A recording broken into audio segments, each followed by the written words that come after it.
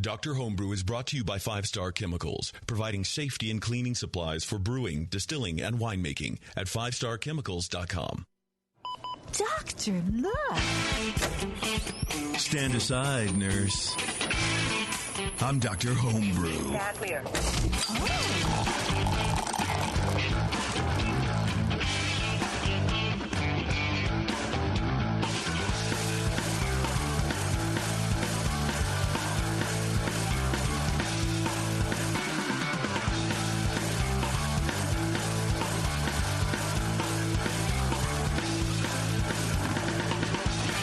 Welcome, everybody, to Dr. Homebrew, another fabulous episode, beer-filled, information-filled, where what we do is we take your homebrew and we judge it for you to your face. You get on the phone and we judge it to your face. In the face. Right. And then you get to ask questions back to our faces. And then it's a whole face thing, and then we kiss, I think, at the end. And we FaceTime. I think we make out, yeah. Really? I didn't know that was part of the show. Well, we're trying to ease you into passed it. out by that point in the show, so I'm not sure what's it's going all on. right. That's why we have you on. It's a whole thing, man. I wondered why I always had lipstick all over my face when I went home, so now this explains some things. Well, that's why we also have a shade drawn in the studio, because it's, once a quarter makeout session. So here we go. I'm just kidding, of course. Spin the bottle! There we go! There we go. The good old days. Actually, I've never played Spin the Bottle. Never did it because I wasn't born in like 1952. When I was never invited to parties, so that's why I didn't do it. I mean, that too. Man, I remember going to parties like when I first started drinking when I was like 19, right? And where you'd go with like a 12-pack of Newcastle or any good beer that you had. But back then, Newcastle was good for me. I still like Newcastle. Yeah. And and you just walk around the party with the beer. Because it's better beer than what's ever in the fridge. And, like, that was totally me. Like, my buddy and I would go, we'd get a 6-pack or 12-pack of Newcastle. We're like 21, whatever, 22, and go to house parties and just sit on the couch and just drink our fucking 12-pack of Newcastle. And then we were done, and then we'd go home. And it was like, that was a cool party, man. Later. Joined that party? That was killer. But that's the number one rule. Like going with, like, bottles of Rogue or something. Like, when you bring a bunch of beer to a party, you don't put it in the fridge. You carry it with you because inevitably there's that one dude who would bring like Henry Weinhardt's pale ale as like the trash beer and then put it in the fridge and then take your celebration or whatever. And it's like, dude, and I've seen that shit and my family does some of that stuff too.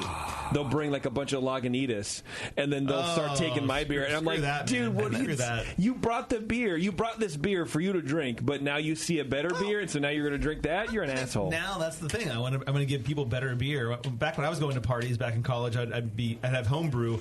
And it'd be in Grolsch bottles, not Kolsch bottles, Grolsch bottles. Right. And I said, I'm like, these are the best bottles ever because I was bottle conditioning everything. I'm like, I can reuse them. Yeah. And I'd like leave them somewhere, like, I'd be playing foosball or whatever and have like on a shelf somewhere my Grolsch bottles of homebrew ready to pour. I'd go to the bathroom and come back and someone would have taken the 3 bottles. I'm like, those are my bottles. I'm bottling it. Oh my God. Like, you stole my biggest problem. Like, no, I was going to buy more Grolsch bottles. Yeah. That was so sad. I wonder why you didn't get invited to parties anymore. Yeah, well, like, God, let's not invite that. I had to be invited to parties. Let's not invite Kevin because he's kind of he gets hyphy and weird about shit. Yeah.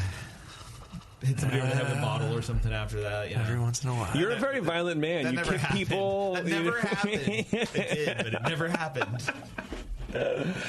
Anyway, before we get to our beers, I want to thank our prime sponsor, 5 Star. You can go to 5starchemicals.com, learn about Star Sand, Sandy Clean, PVW, and you can use it definitely outside of the brewery, but it's most effective for your cleaning and sanitizing your homebrew equipment.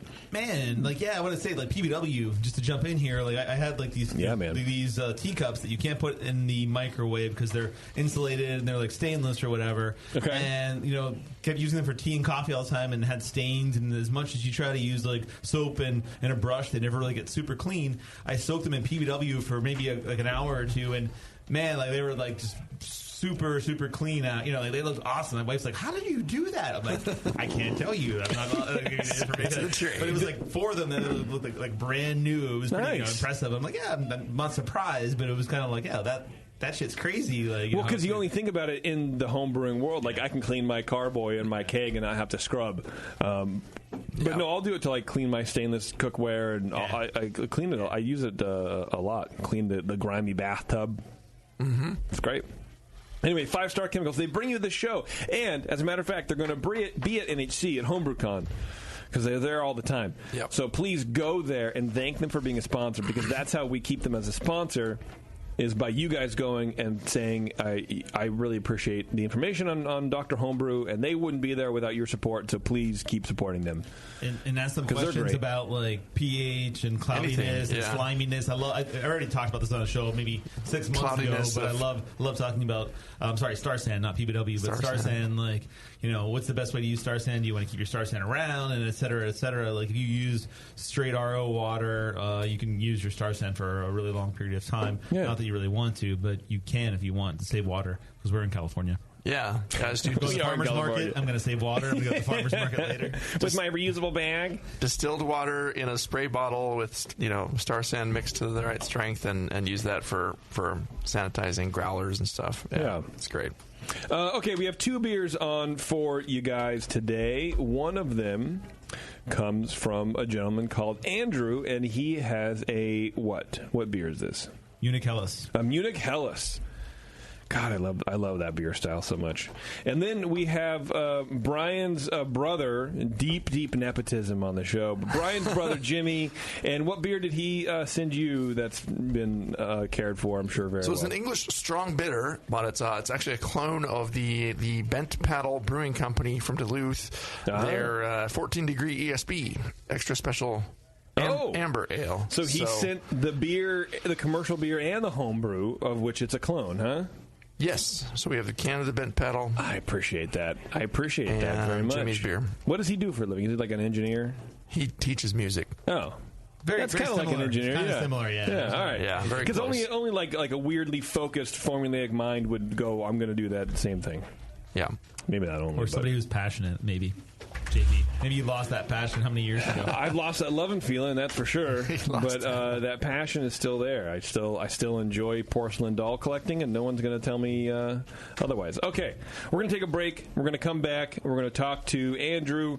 We're going to drink his Munich Helles and also enjoy it. So anyway, hang on. It's Dr. Homebrew. We'll be right back.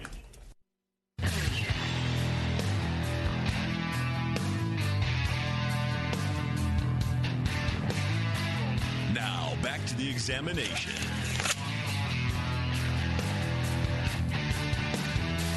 All right. Thanks for sticking around, y'all.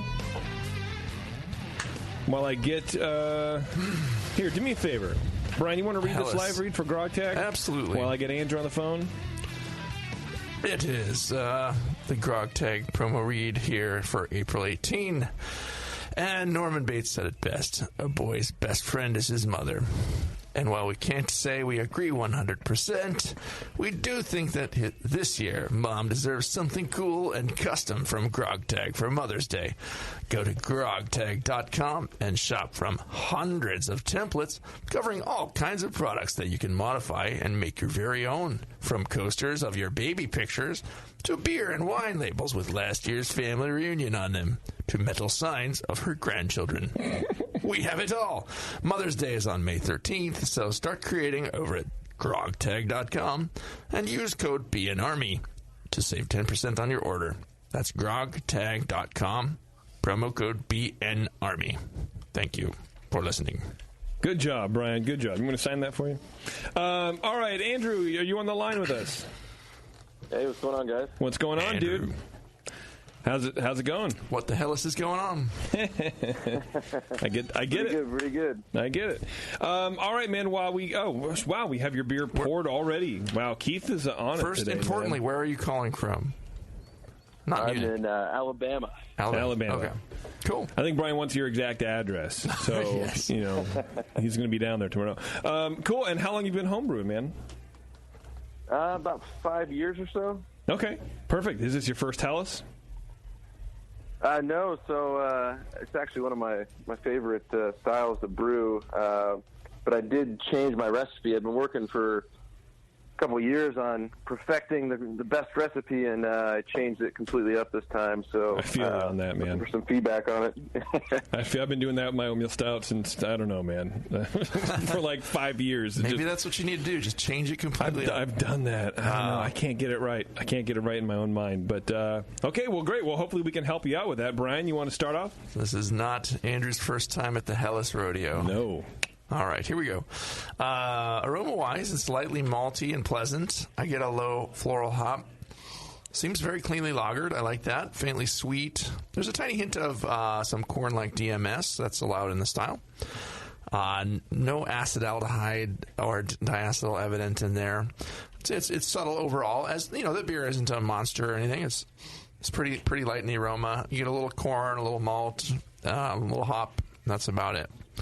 Appearance-wise, it's a nice yellowy light gold color with finely formed white head, fine bubbles, excellent clarity, and good head retention. So I gave it full points for the appearance. It looks like a Hellas. The flavor, light malt with bready tendencies, not bretty, but bready. There is some definite corn-like DMS in there. Maybe it's a little bit heavier in the flavor than the aroma to me.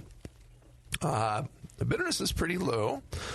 It's clean, seems cleanly lagered. A light floral hop. Finishes medium dry. I'm getting a bit of maybe kind of a little bit of a mineraliness in the water. I don't know if there's a higher sulfate or a little carbonate or calcium in there or something. But and it's not like a super bitter beer where it's accenting the hop in a weird way. It just feels a little more minerally than I might want it to be, but not extremely so. It's kind of a fine point. Has kind of a just a malty aftertaste, a little bit of sweetness, but it does actually dry out a fair amount. I guess balance wise, it feels like it's to the malt. Mouthfeel wise, medium light body and smoothly drinkable. No warmth, as there should not be any. Not very creamy, but no astringency, and just medium carbonation. Seems fine there. So pretty good marks for mouthfeel. Feels like it should feel. I don't know. Overall, it's a pretty good Hellas. It would maybe benefit from a softer water profile. The recipe actually seems very authentic with very good ingredient choices and authentic malts and everything and hops for the style. I can tell you're paying attention to your recipe, but I don't know if just you can back off that DMS a bit with a longer boil and open boil and just kind of keep it going a little longer. Maybe you're already doing a 90-minute, but that might also increase your color a little bit, so it's kind of a trade-off there. You got to be careful with that. Maybe work on the water a little bit too, and it'd be interesting just to hear what you're doing through water. Don't over-treat it. If you're building up from RO, you just pull it back to just enough calcium and enough, a few other things, a little sulfate, and get it going. But it's a pretty good beer. I gave it a 35. I thought it's very good. I'm not sure what else to say about this. I'll turn to Keith and let him give some feedback on this one, and then we'll have a vigorous discussion. I think that means that Brian is conceding that Keith is better than him, and I think that's pretty nice, Keith. And I think you should really appreciate that. Well, I think sometimes either one of us comes up short, and then the other one fills in where the gaps exist. Right? You're not accentuating my divide. I'm trying to divide you guys. Anyway, Keith, feeling a lot of pressure right now, so I'm a little bit afraid of actually saying, what am I going to say now? It's like you guys can talk between your, among yourselves, amongst whatever that word would be, a monk. Sure. Talk like monks. Talk like monks. Anyway. All right, Keith, go for it, dude. What do we got? First and second time, I got a little bit different aroma. Like we were judging these beers earlier tonight, and then I smelled it again right now when we poured the bottle. I'm getting like a medium fruitiness.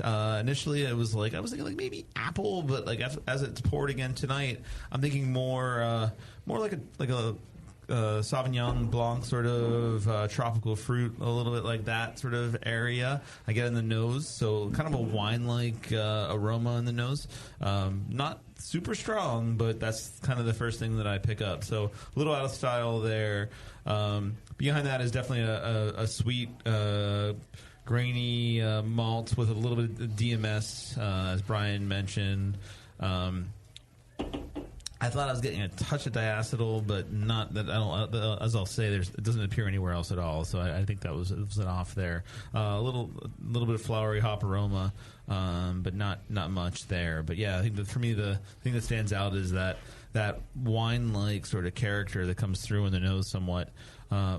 So appearance-wise, medium gold, super clear, really long-lasting white head. Just really a beautiful beer overall in terms of appearance. Couldn't ask for a better-looking Helles than this.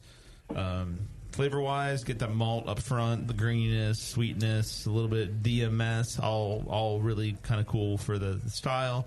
Very low bitterness, almost not even there. Like the bitterness is just really low. That's okay.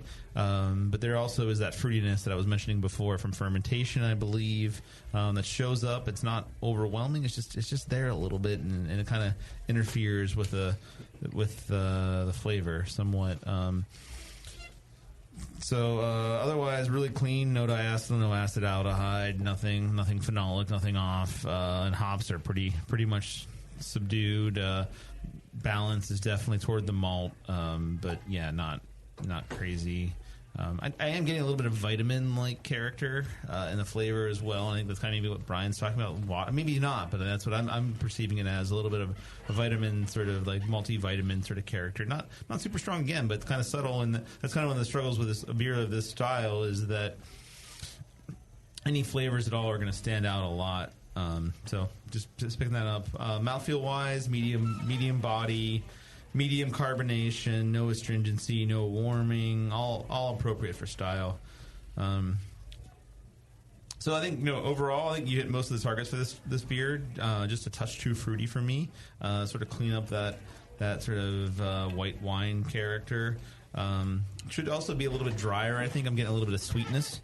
That I'd like it to be just a little bit more, not necessarily crisp, but just sort of finished more. Less sweet and more malty as the style dictates, but not that far off there. Just missing by a smidge. Yeah. So I think modify a little bit. Look at your recipe and malt, how much specialty grain, if any, you're using. If not, that's not the problem. Then look at your mash schedule and possibly your yeast and how you're handling your yeast and diacetyl rest and stuff like that, even just to push out the fermentation a little bit more. That fermentation, the fruitiness, just once again, yeast health there is always a big issue. Cold, hot, cold to warm, whatever. There's all kinds of different things you can do to cause that to happen, or it could be hop selection as well, and maybe you're going for that sort of character. But I really like the beer a lot. Just minor tweaks that I'm talking about here. Kind of push it over the edge. I gave it a 34. Brian, what did you get? 33? 35? 35, yeah. Wow, you're just trying to always one-up me, making every beer a little bit higher. I want the entrance to like me, yeah. Well, that's always going to happen anyway. But. For sure. Okay, Andrew, what do you think, man? You got any questions? Let's hit your recipe up. Let's do this. Yeah, so I changed it up. I used to do the Brewing Classic styles, straight out of there with the Munich. But for this one, I did 70% Pilsner floor malt. I did 18% two-row, about 8% Carafoam, and then 3-ish% acidulated malt. This is a 7.5-gallon batch. Did 0.9 ounces of Hallertau at 60 minutes, and I did do a 90-minute boil. Yep. 1.2 ounces of Pettinger at 15, and then another 0.6 in the Whirlpool. Fermented it at 50 degrees. 50 degrees up until it was about at 1.020. And then I raised it 3 degrees every 12 hours until we got up to 60. And then it finished out at 1.010. And then I dropped it down, a little bit at a time until it got to lager temps. And then on the mash, I did a rest at 123 for 30 minutes, and then 154 for 30 minutes before I mashed out. And the water, that was actually going to be one of my questions.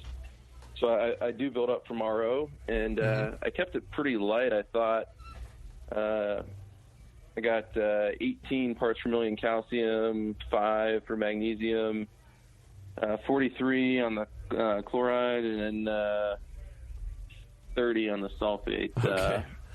That's really soft. I thought it was pretty low, but Sorry, I got the same thing you guys got when I tasted. There's something, something a little odd. Maybe it is more of a, I don't know. Was there any yeast nutrient or anything in there, or like where's that vitamin-y thing that Keith's getting? What is that? So from? I did. I used yeast nutrient in the starter. I used the German Bach yeast, and so the 833 is that what you're using? Yeah, the 833. Love that yeast, by the way. But yeah. Yeah, I used. I made 2 starters actually because I only have small flasks. So I did 2 starters, and then I added some yeast nutrient in each one of those, and then I added some more yeast nutrient in the boil. So maybe that could be where it's coming from. Mm-hmm. I don't know. I mean, you have to use a lot for it to carry over in the end, right? Yeah, it's kind of strange. Yeah, I only use an eighth of a teaspoon in the starters, and then whatever it says on the. I don't remember how much it was. Whatever it says in the. The package to put in the quarter boil. pound. I think one thing I would ask, like weird questions. The weirdness of the recipe. Nothing else is really weird, but like why 2-row as part of the recipe, and then probably more importantly, that doesn't make that much of a difference. But like why Tettnang in the whirlpool? Like for a Helles, that seems a little aggressive. I don't know. You said it's a small amount, 0.6 ounces for a 7.5 gallon batch. But like, why even whirlpool Tettnang? Are you normally whirlpooling with these? Yeah, so I normally whirlpool every batch, but so I read the Bavarian Helles book. I don't remember who wrote it, but it's the classic beer style whatever. I'm not gonna put it down too much on the air right now. But there's been a lot of people who say he makes up a lot of stuff. Just saying, but of course we make up a lot of stuff too. So there's that. I think you have to. So that's where the 2-row came from. But really, I didn't want to do that. I just didn't order enough Pilsner. But then that's what I figured. It's in the book, so I was like, screw that. Like, there's German brewers are not using American 2-row. Import some American 2-row. Ship it over here so we can add it 18% of our beer. I don't know where that even came. I have that book, but I haven't really read it. I just needed to complete all the the style series. But you can get your that's achievement. Weird, but the whirlpool. What's the theory behind the whirlpool? What are you thinking there that you're? It just keeps some of the hops from getting into my my fermenter. Clear work coming out. Yeah. So, and then I recirculate it to kind of cool it down because I have a problem cooling down the surface water here is pretty warm. So getting it down to temperature is kind of hard. So I recirculate it for a little bit before I send it back into the fermenter. Now you said you started ramping up at 1020 gravity up to 60 degrees from your 50. I don't think you're getting off flavors there. I don't think you're going to. Yeah, I'm sorry. I'm like kind of yawning and talking. You're in the other room. Yeah. I'm in the other room talking here. There is another room. I was just wondering where the fruitiness came from that Keith picked up. But I got maybe a little bit of that too. But ramping up prematurely, or where would you start there too? I would start there. Yeah, I don't do too many 75% or whatever. Yeah, that's probably fine. At a fermentation, you want to start ramping up, and I go higher when I ramp up, but I just try to get as high as I possibly can. Like 68 every day, all day. Every day, all day. Yeah. That's why I live in California. No, I don't actually, but I do live in California, but I don't get high that way. But no, I mean I do in the mid 60s, but that's not you got final gravity where you need it to be, so that's great, and that's one of those things. You have no diacetyl problems at all, so that's not an issue at all here either. Yeah, it seemed cleanly lagered to me, I thought. Yeah, I don't know. Like for 833, I like starting at 48, but that's I don't know. That's splitting hairs. It's a fine point. Yeah. Yeah, I like starting colder and then ramping up every day a little bit because most of that flavor. Mm-hmm. The flavors like that sort of stuff's going to happen early on, but I don't know. I don't know if you're getting that at all, like any of that white wine character I'm talking about. Maybe I'm crazy. I'm the only one who's sort of getting that. Or I am crazy. I get a little bit of green apple, just a little bit, and that's been a problem that I've had for as long as I've been brewing with lagers. And sometimes I'm the only one that can, perceive it, but it's just a little bit in the background. I always get it. I'm trying to get rid of that. I think sometimes they could be the same. Yeah, but perceived differently. You know what I mean? Like white wine to one person's like green apple skin. Like, I can bring in I just said the wrong thing. Like I said Cabernet. Did I say Cabernet before? That was totally freaking crazy. Wow. Like, Sauvignon Blanc. What I was talking it's like a cheap, like a very cheap $5 bottle of white wine. But I think it's I got like a tartness and acidity. Keith, where's your Helles? And I wonder if that's what it is. Yeah, well, let's not talk about my Helles. But that's what I smell. Like, yeah, and that's. But I think we were talking about the acetaldehyde, like green apple. Like, I think that's almost in every beer. You may just have a lower threshold. Is that a higher threshold of flavor? Like, I can almost taste acetaldehyde, and the next beer we'll be talking about here in a couple of minutes. Like, I can taste a tiny bit. It has a higher sensitivity. Higher sensitivity. And you can taste it at a lower threshold. Exactly. Right, exactly. Thank you, Brian. Yeah. You may just have that, and that's just unfortunate that's one of the way your palate works or whatever. That's like the way you taste. So Doc in here, every beer is full of diacetyl to him. Well, because he's drunk half the time, so he doesn't know what the hell he's talking about. Well, I have a terrible palate, so it's hard for me. Is this helping? Do you think are these guys full of shit? Be honest. No. It's I'd say both. By the way, I entered this beer in the first round for NHC, and I got second at the Indianapolis region. Nice. Cool. So I'm getting ready to rebrew it, and this is perfect because I picked up some of the same things, and the scores are right along with what. Was on there for the score sheets I got. But awesome.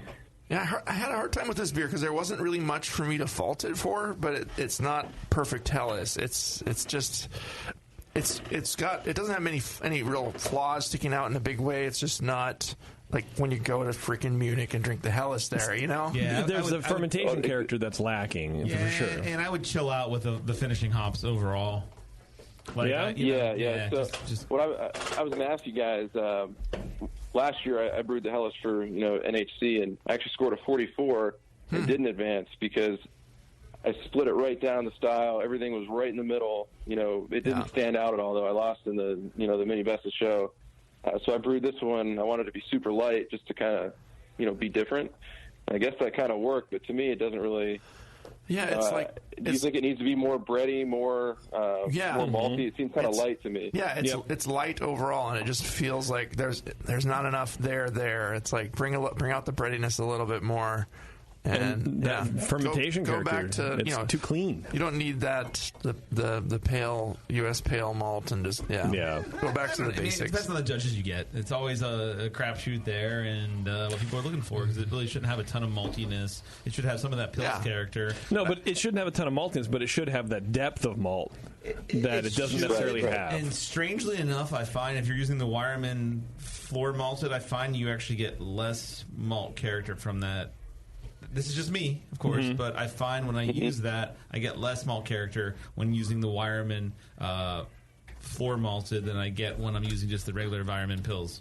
And I said Wireman versus Wireman, which is pretty interesting as well. They're one, it was a joke, but it's just thanks, Keith. I appreciate that. That's why I'm here. We're gonna spin Keith into some weird anxiety during the break. Do you have any other questions for the guys, Andrew? No, it's just I think when I rebrew this, I'll go with the mostly Pilsner and then the Carafoam and maybe a little Melanoid and call it good. Yeah, no, I like that you're paying attention to what you're doing and experimenting with your recipes. And sometimes it's good to just change everything up and try something completely different. But read some more books about it and keep going, man. It seems like you're on the right path. I appreciate the feedback. Thanks, guys. Yeah, thanks for sending the beer in, dude. Good luck in finals. Good luck, man. All right. Later. All right, we'll see you. Actually, we have another beer of his for next month, so we'll be talking to him again. Which happened. A nice Southern gentleman to talk to. Keith's in his head right now. He's trying to crawl away. He's trying to dig a tunnel back to the BART station. Take a break. Hey, do you guys know about More Beer Pro? Yes, morebeerpro.com. They offer bulk malt, hops, yeast, as well as pro fermenters and bright tanks, along with 4,000 other products to breweries at wholesale pricing. If you have a brewery, set up an account and save with morebeerpro.com. Okay. That's if you're a pro. If you're a pro. If not, then, disregard. Okay, we're going to take a break, and then we're going to come back, and we're going to talk to Brian's brother, Jimmy, and about his beer with the ESB and the whole thing, and it's going to be a good thing. Stay tuned. We'll be right back. Angry. Do you know the 3 most important rules in brewing? Sanitation, sanitation, and sanitation. And no one does it better than 5-Star Chemicals. 5-Star knows sanitation. You can only sanitize clean equipment. And 5-Star knows how to clean, too. For craft brewers and home brewers, 5-Star has what you need to keep your fermenters, serving tanks, kegs, and draft lines sparkling and free of any beer-spoiling bacteria. PBW, caustic, acid cleaners, Star Sand, SaniClean, lubricants and defoamers, pH stabilizers, and more. 5-Star Chemicals has cleaning supplies, safety supplies, heat exchangers, pumps, hoses, and valves. And 5-Star is proud to offer eco-friendly products that exceed customer expectations. If you have a cleaning problem, you need the 5-Star solution. Visit 5starchemicals.com or call 800-782-7019. 800-782-7019 and get the 5-Star treatment today. Are you a member of the White Labs Customer Club? If not, you should be. It's the easiest way to earn free stuff for turning in your old homebrew labels from either Vials or Pure Pitch. All you have to do is save your labels and redeem them for things like free yeast, an exclusive White Labs t-shirt or sweatshirt, and even the opportunity to brew with the yeast man himself, Chris White. Signing up is easy. Just go to whitelabs.com/customer club, fill out the registration form, and then mail in your labels. They will return the favor by sending you awesome White Labs swag. Go sign up today at whitelabs.com/customer club. White Labs, pure yeast and fermentation since 1995. I'm sorry to tell you this, but we're going to have to pour you out. Back to Dr. Homebrew.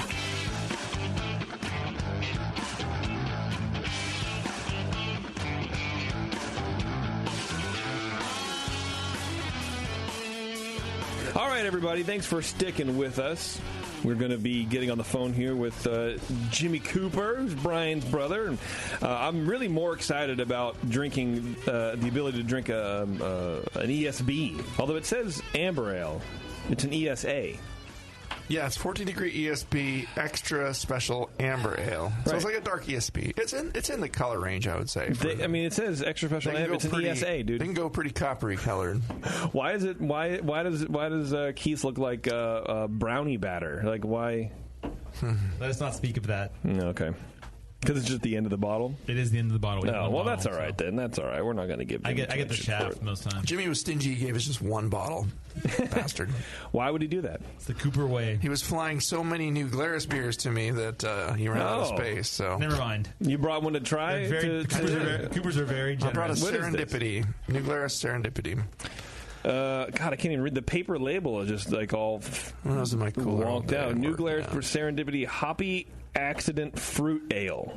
Happy accident. Happy accident. That's what fruit serendipity is. What point stuff? What point font do you think that is? Like a -5? Jesus. Yeah. It's like we have a lot to say about our happy accident some ale. People paint, some sing, others write. I brew. Daniel Curie. Oh, well, that's great.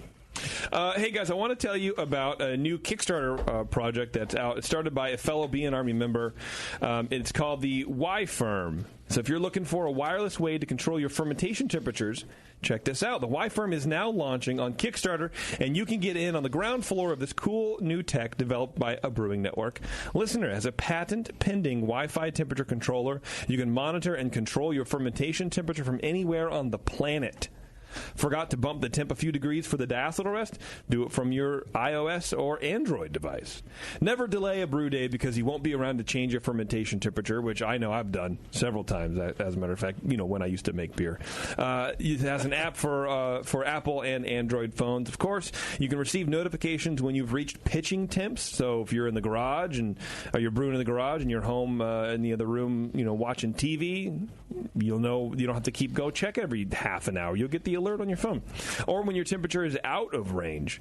So if your cooler dies or your fridge dies or something like that, that's good to know ahead of time. You can set a fermentation schedule from your phone and monitor from anywhere. So head over to Kickstarter.com and search Y-Firm and support your fellow Be an Army member in his drive to make fermentation temperature control easier.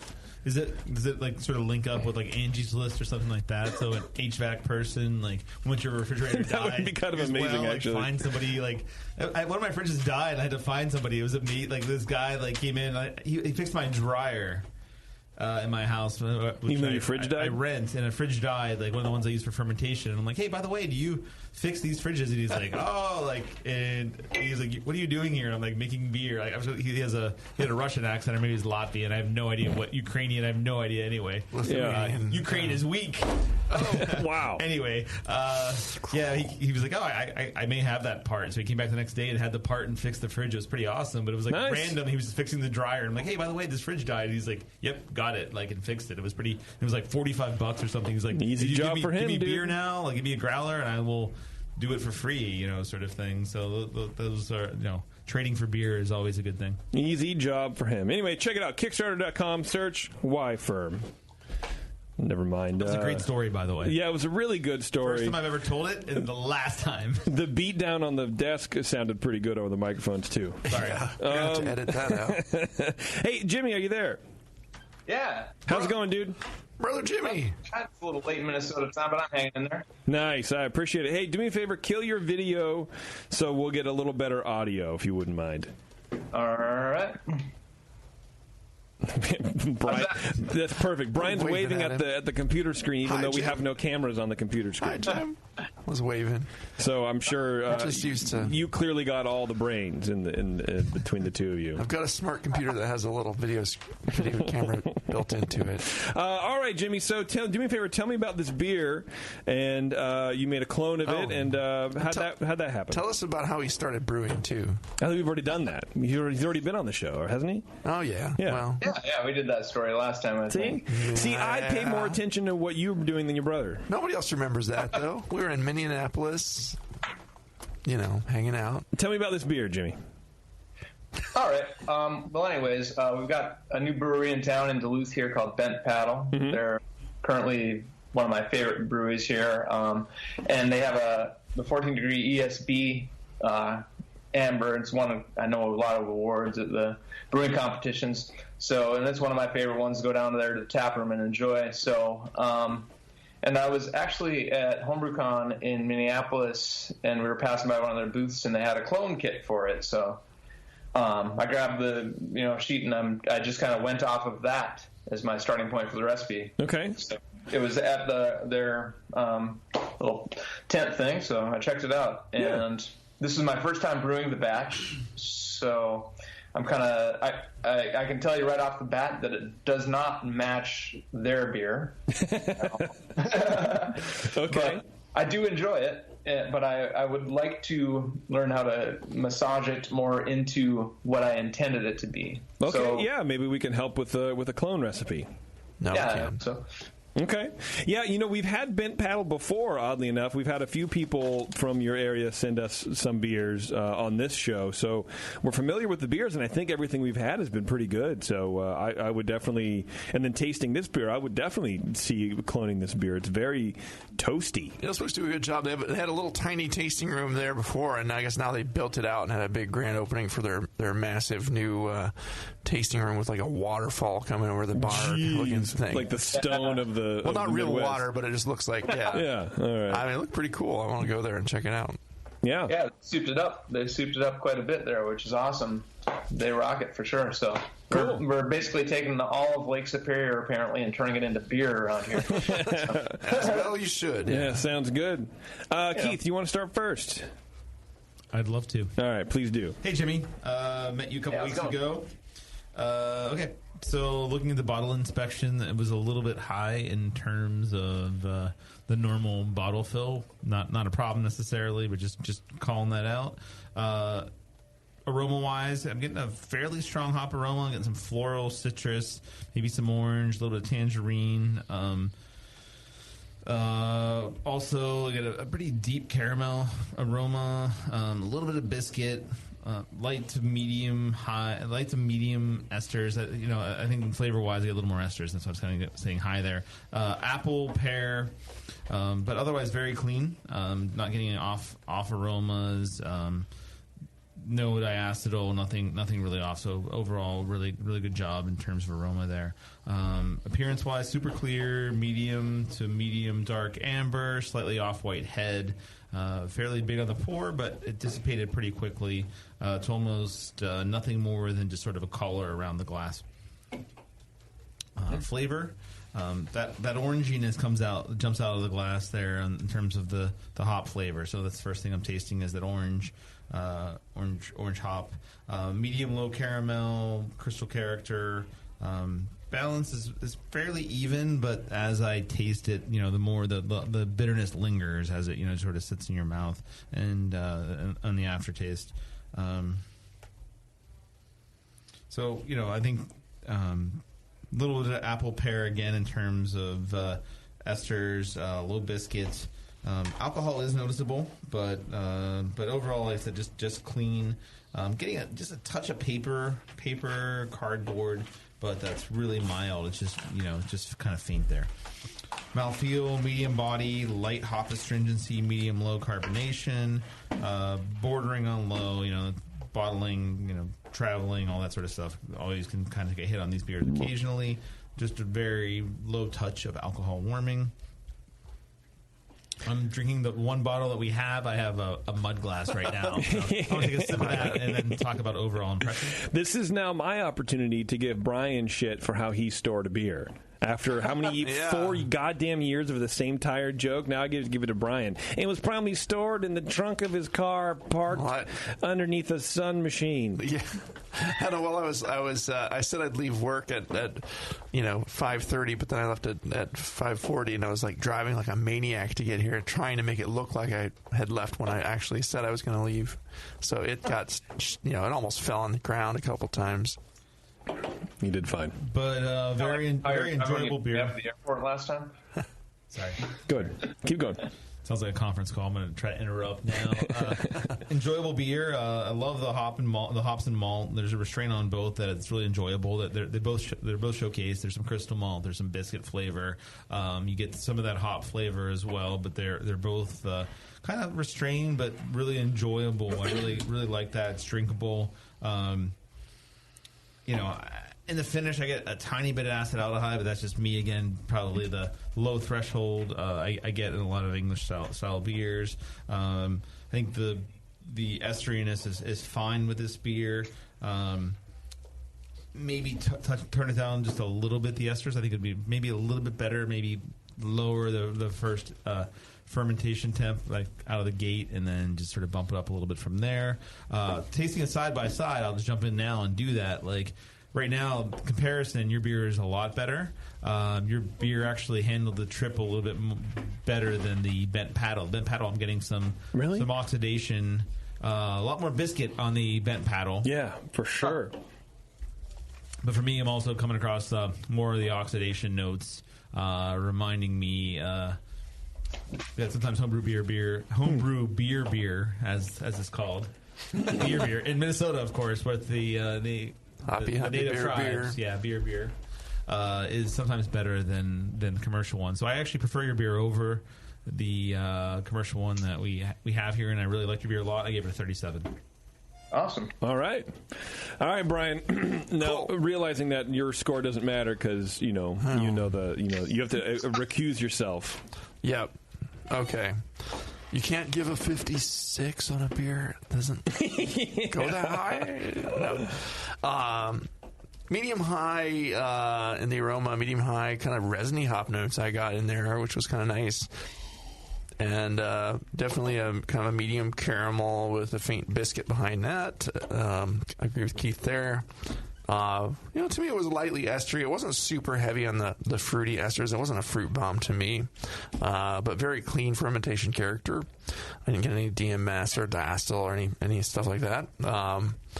In the background, I got kind of a slight, like a darker malt impression, like a not really chocolatey, but almost like a background dark malt, like you get in some of the beers that they color with something darker, like a Carafa or something, just to give the beer a deeper color sometimes. But there's something just a little darker lurking in the background. It's like a horror movie. Medium copper-colored beer with a low off-white head that persists for a while. Faded to a collar of fine bubbles, but with a lower carbonation beer like an English style, you can get away with that. I mean, it can not have a massive head that sticks around all day. So I gave it full marks for appearance. It's nice, and for what I can see, it seems pretty clear. Flavor-wise, I'm getting a medium light caramel and a low bready biscuit-like malt with light toast in the background. To me, the bitterness is fairly subdued. It seems maybe low for the style. I'm getting a faint resiny hop flavor in there with that. Low minerals. Ester-wise, it's kind of to me, it's a kind of a neutral ale yeast character. It's not expressing itself as Englishly as hoped. Maybe it lacks some of that English fruitiness, maybe, and it just remains malty in the aftertaste, and that's fine. With these beers, there's a range of balances, but some balance a little more towards the bitter side against that malt. So it's definitely on the maltier side of the style, and that's fine. The balance that's here is pretty nice. Mouthfeel-wise, it's medium-bodied with medium-low carbonation. No warmth. It's pretty smooth. No astringency and no obvious alcohol. Not very creamy, but still, it's light and it's kind of smooth, and it feels good in the mouth. So, I like that beer in my mouth, and I want more of it. Send me more. Overall impression, it's good work with this ESB. It has a lot going for it. It's a robust homebrew, and has a lot of malt. And to me, it could use a bit more bitterness, and the hop character. I liked what it was, actually. I think that it had that little kind of resiny character that was in there worked well with it. But just a little bit more to fit the strong bitter category a little bit better. Maybe a more kind of Burtonized English type water. You don't have to go too crazy with that, but I don't know, maybe just using that lake water you were talking about there, and it's pretty good clean water you have to work with, so you can do some fun things with it from there. Maybe play with the water a little bit, do some additions, but not too heavy, just a little accent maybe. So maybe a more, we'll talk about the yeast strain that you used. I happen to know that you used American ale yeast to ferment this with, so. Cheater. Both of you are cheaters, by the way. Try it with the English yeast sometime, and it'll push out some of those esters. I cheated, yes, I know. He gave me his recipe. I couldn't not look at it. Oh, and also go play way more guitar while you're brewing your beers, and it'll just come out better anyway, because you kicked my ass on that front. But well, there you go. I gave it a 35. I thought it was a very tasty beer. And against the Bent Paddle ESP, I thought yours was smoother. And to me, theirs was a little more minerally and had more of the biscuit and toast kind of flavors in it. And maybe a little more bitter and a bit, it's not very fruity either. So, I don't know. It's just kind of, yours was smoother. I think I like yours better, too. There you go. Awesome. Wow, look at you. All right. So, Jimmy, do you have questions for these guys, or should we kind of summarize how to change the recipe a little bit? Or let's talk about the recipe. What goes into this? Well, okay, so the recipe, Brian is right. you got to disclose the recipe. It actually called for, in the recipe, it was kind of confusing. They said, why yeast 1065? When I looked it up, and it doesn't exist. So I assumed they'd flip the numbers around, 1056. I went with American ale yeast. I was just kind of trying to follow what they had on the sheet, just going by that. But yeah, I think next time I will for sure try it with like an ESB 1968, go with that next time. But as far as the recipe goes, I had 13.5 pounds of raw, two row. I had 4 ounces of Victory, 2.5 ounces Cara 120, 4 ounces Cara 60, 6.5 ounces Carapill, and 1 ounce of the Black Prince malt, which is the kind of darkness I think Brian was alluding to there. I didn't remember that you had that in there, but I tasted it. And that's the first time I've used that. I've never used that before. So 120 as well gives you. And some the 120, too. I think Brian's been cheating on us here. Kick me off the show, guys. Anyways, and for the hops, I used 0.3 ounce hops at Columbus at 90 minutes. 1 ounce EKG at 20 minutes, along with 0.5 ounce of Glacier. And it was dry hopped with 1 ounce of Amarillo and 0.25 Anthem, and 0.25 ounces of East Kent Goldings on dry hopped. Explain the oranginess. Like Amarillo is known for oranginess, and even EKG can sometimes give you some oranginess as well. Sometimes floral, but yeah, that would explain that sort of. And the bent paddle guys, they dry hop theirs too, or? Yeah. Of course, what I know about it, they didn't let me look at their exact recipe or whatever. Actually put out by Duluth Homebrew Supply, so it's not the real that as a starting point. Right. So it's it's not the bent paddle recipe. It's just somebody's interpretation. Got it. So I was just ripping off that, and I'm interested now. I don't know if my palate's a little different, but it seemed to me that when I was drinking them side by side, and granted, you guys have a can that's been who knows where. When I drink it, when I get it on tap and take it in a carbo or take it back at home and drink it, compared to this, theirs seems actually a little less hoppy than mine. So I thought mine was a little bit hoppier in my impression. So I'm not sure.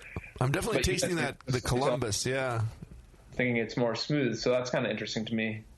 Well, the malty smooth, but the hop is definitely. I thought yours was more malt and more hoppy. Yeah, definitely in terms of aroma and flavor and stuff. I thought it was just the graininess of theirs is what I was kind of talking about in terms of smoothness. Maybe. Okay. So mine definitely seemed more hoppy. I would agree with that. Yeah. Which I actually enjoy. I mean, but I'd be kind of curious about what hops you would take out, or how you work the hops to get a little closer to their profile of what you're tasting. Yours has a lot more of a late hop character than a typical ESB would, and it's enjoyable for what it is that way. But you'd maybe push a little. It's enjoyable. Keep it as it is, but you could push more to the bittering and get a little bit more the classic style. But I don't know. Theirs is less hoppy. It doesn't have as much of that late hop character in there. And I think the floral thing is, in my impression of it, is that the yeast would make a lot more difference. So that's going to be next time I brew, which is hopefully soon. I'm getting a little bit of a semester break coming up here in about a week, so hopefully soon I'll brew it again, and I'll at least try the London ESB yeast. So I'd like to. Any other suggestions on how you might tweak it to, get a little closer to theirs would be interesting to me. Yeah, I do enjoy it though. I mean, I'll say that I have been enjoying it immensely, and I really don't know how much of it is left in the keg. I'm surprised there's any. No, it's definitely a good recipe. What were you going to say, Keith? I'm sipping on some with you right now, so good. Well, I was going to say, that yeast strain is something you can do, but it's going to be a little bit trickier. Obviously, you have to be it's a little more finicky, and you want to make sure it doesn't get cold and. Not that you're going to have. I know your Minnesota summers are not cold at all. They're actually kind of hot. They kind of suck from what I've experienced personally. But I mean, that's the thing that yeast strain in general is just kind of a little more tricky to deal with than something like an American, the 1065. that's a joke. But yeah, like it's a little bit harder to deal with. But that's kind of the fun and approximating what they're doing. At the same time, like at some point, like I think right now I like your beer better. So like, how much closer do you want to get to theirs? Is kind of like, well, that's a good question. Both everyone liked your beer more. I will say on that bent paddle, I do really like that toasty, bready note that kind of just is dominant, almost like a Tootsie Roll thing, which maybe is more oxidation. But I don't know. I like that toasty, bready, grainy thing, and I think that would make Jimmy's beer even a little bit better. Well, Jimmy, just to kind of have raw, that, right? Like you said, raw. Is that raw 2-row that you were using? Yep. Not raw or pale ale. I mean, it's possible that Bent Paddle was using some sort of pale ale malt, which would give you more toastiness. Not even like not upping the biscuit or not upping like the Victory sort of thing, but just using a base malt that has naturally more toastiness to start with. Like, and as a home brewer, you can spend the extra money to buy a Maris Otter or something like that. A floor malted crisp Maris Otter or something cool like that that'll give you that toastiness versus trying to use something like Victory or Biscuit or something to approximate it, or even adding Munich or whatever. There's a lot of different ways to get to the same end goal. But it's interesting to see, like, have you been there and seen exactly their base malts? So like, hey, what are they actually using? They have a giant silo that has all one malt. It just says malts pale.